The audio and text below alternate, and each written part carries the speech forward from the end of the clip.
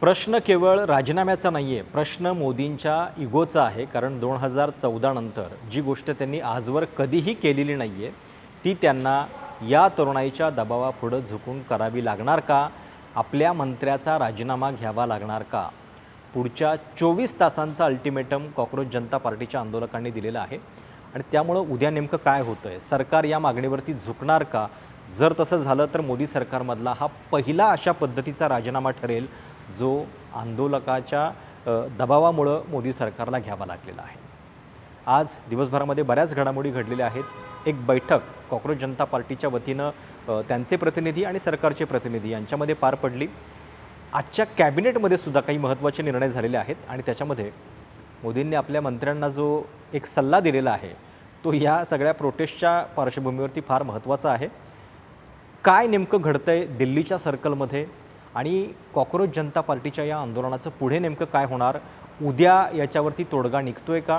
या सगळ्याबद्दलचे अपडेट्स या व्हिडिओमध्ये तुम्हाला मी सांगणार आहे. दिवसभरातला सगळा आढावा आपण घेऊयात, त्यामुळे व्हिडिओ पूर्णपणे पहा. सुरुवात झाली ती आजच्या एका महत्त्वाच्या बैठकीनं. कॉन्स्टिट्यूशन क्लबमध्ये जे संसदेच्या अगदी समोर आहे तिथे सरकारच्या वतीनं 2 प्रतिनिधी जे.पी. नड्डा आणि दुसरे PMOचे राज्यमंत्री जितेंद्र सिंग यांची कॉकरोच जनता पार्टीचे सौरव दास आणि रांका यांच्यासोबत एक चर्चा झाली. तासभर चर्चा झाली आणि त्या तासभराच्या चर्चेनंतर आंदोलकांच्या ज्या 3 मागण्या आहेत त्यापैकी 2 मागण्या मांडायला सरकार पूर्णपणे तयार झालेलं आहे. पहिली मागणी काय आहे? तर पहिली मागणी जे आत्महत्या केलेले सगळे विद्यार्थी आहेत त्यांच्या कुटुंबियांसाठी कॉम्पेन्सेशन द्यायला सरकार तयार झालेलं आहे. दुसरा मुद्दा जो आहे तो ज्या केसेस विद्यार्थ्यांच्यावरती झालेल्या आहेत या आंदोलनाच्या दरम्यान त्या पूर्णपणे मागे घ्यायला सरकार तयार आहे. अर्थात कुठल्याही आंदोलनामध्ये ही मागणी असतेच, आंदोलनातल्या केसेस मागे घ्या, कारण त्या एका मागणीसाठी असतात. केवळ ती पॉलिटिकल एक गोष्ट असते. त्यामुळं या मागणीला किंवा ती मागणी मान्य करते म्हणून सरकार त्यालाही फार महत्त्व द्यायची गरज नाही आहे. दुसरी गोष्ट कॉम्पेन्सेशन हे तर मागावं लागतंय, हेच मुळात किती असंवेदनशीलता आहे. 21 विद्यार्थ्यांचे जीव गेलेले आहेत आणि आज आम्हाला आंदोलनामध्ये एक नाशिकचा विद्यार्थी भेटला जो असं सांगत होता की त्याच्या भावाचा यशचा याच दरम्यान आत्महत्येनं मृत्यू झालेला आहे. त्यानं आत्महत्या केली पण सरकारच्या या लिस्टमध्ये त्याचं नाव नाही आहे. म्हणजे तुम्ही कल्पना करा की असे किती यश या देशभरामध्ये असतील. त्यामुळं 3 पैकी या 2 मागण्या जर सरकार मान्य करते तर त्याच्यामध्ये फार काही मोठी गोष्ट नाही आहे. मुद्दा सगळ्यात महत्त्वाचा आहे तो धर्मेंद्र प्रधान यांच्या राजीनाम्याचा आणि त्याच्याबद्दल काय सांगितलं गेलं तर आंदोलकांचं म्हणणं होतं की राजीनामा हा झालाच पाहिजे, त्याच्याबद्दल आम्ही काही कॉम्प्रोमाइज करणार नाही. त्याच्यावरती मग सरकारच्या वतीनं सांगितलं आहे की आम्हाला 24 तासांचा वेळ या मागणीवरती विचार करायला द्या. पण ही गोष्ट फार महत्त्वाची आहे बघा की आत्तापर्यंत राजीनामा पूर्णपणे या सगळ्या पिक्चरमध्ये येत नव्हता. कुठेही सोनम वांगचुक यांच्या त्या लेटरमध्ये तो येत नव्हता. सरकार त्याच्याबद्दल काही बोलायला तयार नव्हतं, झटकत होतं सगळी जबाबदारी. पण आता जर किमान आम्ही विचार करू किंवा आम्हाला 24 तासांचा वेळ द्या असं जर सरकार म्हणतंय तर उद्या नेमका निर्णय काय होणार आहे आणि तो राजीनाम्याचा होणार का? सगळ्यांना हाच प्रश्न पडला आहे की धर्मेंद्र प्रधान यांच्यामध्ये असं काय आहे की ज्याच्यासाठी मोदींनी आपली इतकी प्रतिष्ठा पणाला लावलेली आहे. या आंदोलनामध्ये आम्ही 2 दिवस फिरतो आहे आणि तेव्हा हे जाणवलं की मुद्दा धर्मेंद्र प्रधान यांच्या राजीनाम्याचा असला तरी सगळ्या विद्यार्थ्यांचा राग जो व्यक्त होतो आहे त्याच्यामध्ये मोदींच्या पॉप्युलॅरिटीचा ग्राफ खाली येतो आहे आणि तो इतक्या झपाट्यानं खाली येतो आहे. कारण तुम्ही बघा हे सगळे रील्स घराघरामध्ये शेअर केले जात आहेत, लोक चर्चा करत आहेत. मोदींच्याबद्दल जे ऐकण्याची सवय नाही आहे विरोधात ते थेटपणे मांडलं जातं आहे आणि ते सगळ्या घराघरामध्ये इतक्या वेगळ्या क्रिएटिव्ह पद्धतीनं पोचतं आहे की लोकांना ते आता आवडायला लागले. त्यामुळं मोदींच्या पॉप्युलॅरिटीचा ग्राफ हा या आंदोलनाशी जोडला गेलेला आहे. तो तातडीनं सावरणं हे त्यांच्यासाठी महत्त्वाचं आहे. या पार्श्वभूमीवरती जो निर्णय त्यांनी आजवर घेतलेला नाही आहे, म्हणजे राजनाथ सिंग यांनी पब्लिकली विधान केलेलं होतं की हे UPA सरकार नाही आहे, हे NDA सरकार आहे, इथं मंत्र्यांचे राजीनामे होत नसतात आणि काहीशा गुरमीत हे विधान केलेलं होतं.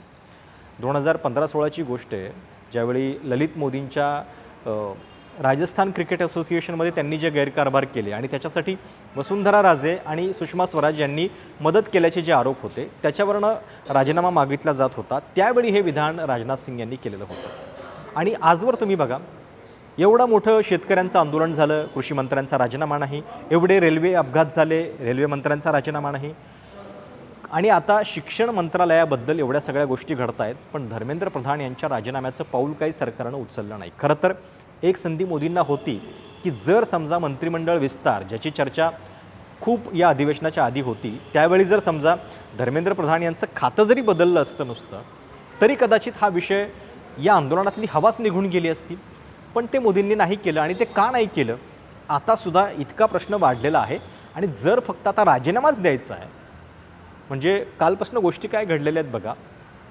काल पंतप्रधान मोदी हे पहिली ऑफर आंदोलकांसाठी घेऊन आले होते.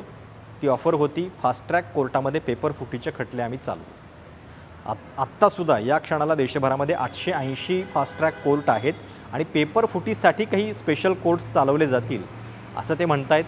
पण 2024च्या पार्लमेंटमधल्या डिबेटमध्ये सुद्धा त्यांनी अशाच पद्धतीनं पेपर फुटीबद्दल आश्वासन दिलं होतं, तरीसुद्धा पेपरफुटी होत राहिली. या सगळ्या पार्श्वभूमीवरती मग विद्यार्थ्यांनी त्यांच्या शब्दावरती किती विश्वास ठेवायचा हा मुद्दा आहे. आज त्यांनी म्हणजे आंदोलकांच्या सोबत ही चर्चा होण्याच्या आधी केंद्रीय शिक्षण सचिवांचा राजीनामा झाला, पण त्याच्या जागी जो नवीन माणूस आणला आहे तो सुद्धा वादग्रस्त बॅकग्राऊंडचा आहे. म्हणजे एक माणूस जाऊन दुसरा माणूस येणार, पण याच्यामध्ये व्यवस्था जर बदलणार नसेल तर त्याला काय अर्थ आहे, हा प्रश्न आहे. आणि म्हणून धर्मेंद्र प्रधान यांचा राजीनामा, म्हणजे अनेक लोक असंही म्हणतात की राजीनामा घेऊन काय होणार आहे, पुन्हा नवीन एक शिक्षण मंत्री येईल, तो पुन्हा याच सरकारच्या काळामध्ये काम करणार आहे. प्रश्न तो नाही आहे. प्रश्न हा आहे की अकाउंटेबिलिटी तुम्हाला दाखवावी लागते. हा एक मेसेज या कृतीतून जाणार आहे. आणि म्हणून उद्याचा दिवस जो आहे तो फार महत्त्वाचा आहे. 24 तासांचं अल्टिमेटम दिलेलं आहे. उद्या जर का राजीनामा झाला तर तो मोदी सरकारच्या कार्यकाळातला हा पहिला राजीनामा असेल जो अशा दबावामुळे झालेला आहे. खरं तर आज एका मंत्र्यांनी राजीनामा पण दिला आहे, पण त्या मंत्र्यांचा आणि या आंदोलनाचा काही संबंध नाही आहे. नवनीत सिंग बिट्टू असं त्यांचं नाव आहे, पण त्यांची राज्यसभेची मुदत जी आहे ती पूर्णपणे संपली आहे.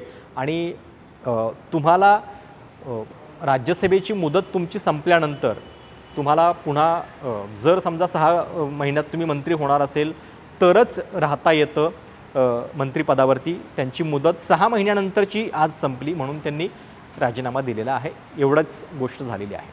आता आज कॅबिनेटच्या बैठकीमध्ये काही महत्त्वाचे निर्णय झालेले आहेत. आणि ते निर्णय काय होते तर एक मेजर क्रॅकडाऊन नॅशनल टेस्टिंग एजन्सीच्या बाबतीत 47 ऑफिशियल्सना टर्मिनेट केलं गेलं. आणि ह्याला एक मेजर रिफॉर्म म्हणून सरकार करते असं सांगितलं गेलं. ज्यांना हटवलेलं आहे त्यांच्या विरोधात गुन्हेगारी खटले आम्ही चालवू हे सुद्धा सरकार म्हणतं आहे. पण सोबतच आपल्या मंत्र्यांना मोदींनी आज एक सल्ला दिलेला आहे. आणि तो सल्ला काय आहे, केवळ ट्विटर आणि इतर गोष्टी वापरू नका, इन्स्टा वापरा, जे जेनझी लोकांच्या कम्युनिकेशनचं माध्यम आहे. आणि या सगळ्या आंदोलनामध्ये आपण बघतोय की जेनझी आपला राग जो आहे तो इन्स्टावरती व्यक्त करतायत. मोदी सरकारच्या विरोधातले सगळ्या गोष्टी रील्सच्या माध्यमातून लोकांच्या घराघरात पोचत आहेत. म्हणून मोदींनी सांगितलेलं आहे की इन्स्टा वापरा. आता प्रश्न केवळ कम्युनिकेशनचा नाही आहे, प्रश्न तुम्ही काम काय करता याचा पण आहे. केवळ दिखावा निर्माण करायला जर तुम्ही रील्स करत असाल तर त्याचा उपयोग होणार नाही आहे.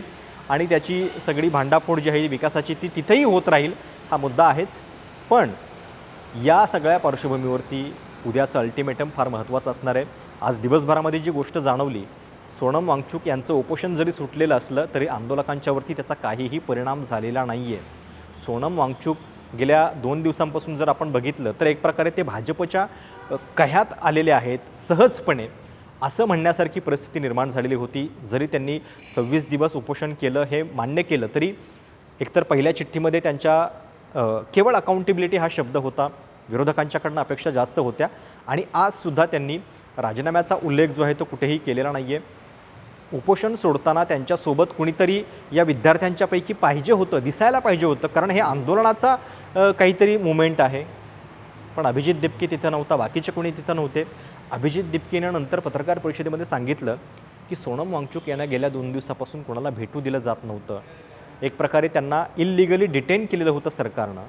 आणि हा कम्युनिकेशनचा सगळा गॅप असल्यामुळंच कदाचित काय घडलं तिथं, त्यांनी काय कसे निर्णय घेतले माहिती नाही आहे.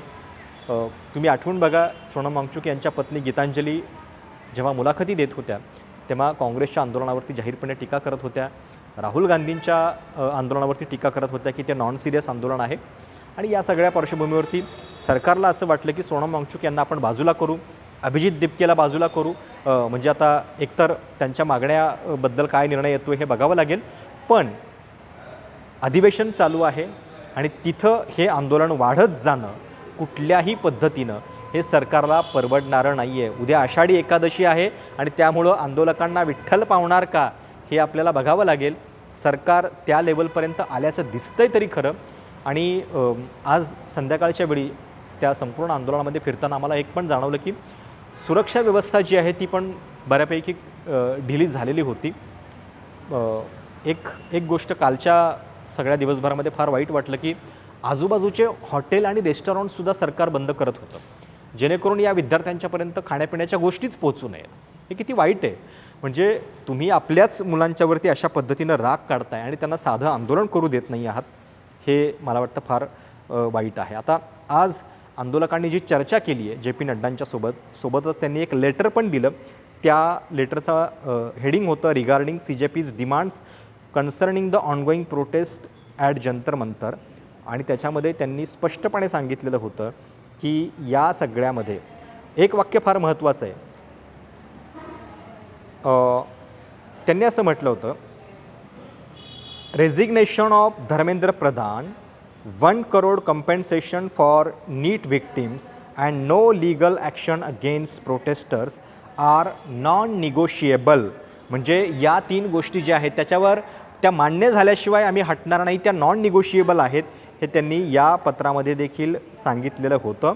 आणि दिल्ली पोलिसांनी या सगळ्या अत्याचाराबद्दल विद्यार्थ्यांची माफी मागावी, ज्या पद्धतीने त्यांनी अत्याचार केलेले आहेत ही सुद्धा डिमांड त्याच्यामध्ये होती. पण अर्थात ही थोडीशी इमोशनल अपील आहे असं आपण म्हणू शकतो. पण नॉन निगोशिएबल असं जर आंदोलकांनी जाहीर करून टाकलेलं आहे तर आता मुद्दा राजीनाम्याचाच उरतो.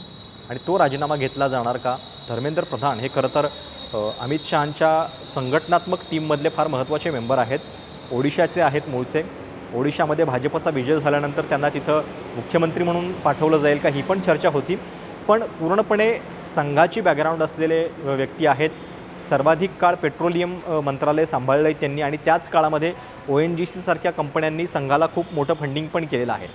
हा सगळा इतिहास जो आहे तो पाहता या सगळ्यामध्ये त्यांचा राजीनामा ही सरकारसाठी फार कळीची गोष्ट असणार आहे. ती उद्या घडते का हे आपल्याला बघावं लागणार आहे. तुम्हाला काय वाटतंय, सरकारला राजीनामा घ्यावा लागेल का? तुमच्या कमेंट्स नक्की कळवा. आणि आपल्या चॅनलवरती ऑन ग्राउंड रिपोर्ट्स थेट दिल्लीमधनं करतोय ते सुद्धा पाहायला विसरू नका. इन्स्टिट्यूशनल सपोर्ट नसताना आपण स्वतंत्र पत्रकारितेच्या माध्यमातून एक ऐतिहासिक आंदोलन कव्हर करण्याचा प्रयत्न करतोय. त्याला शक्य तितकी आणि जमेल तितक्या पद्धतीनं तुमची मदत आवश्यक आहे. ती तुम्ही नक्की कराल ही खात्री आहे. धन्यवाद.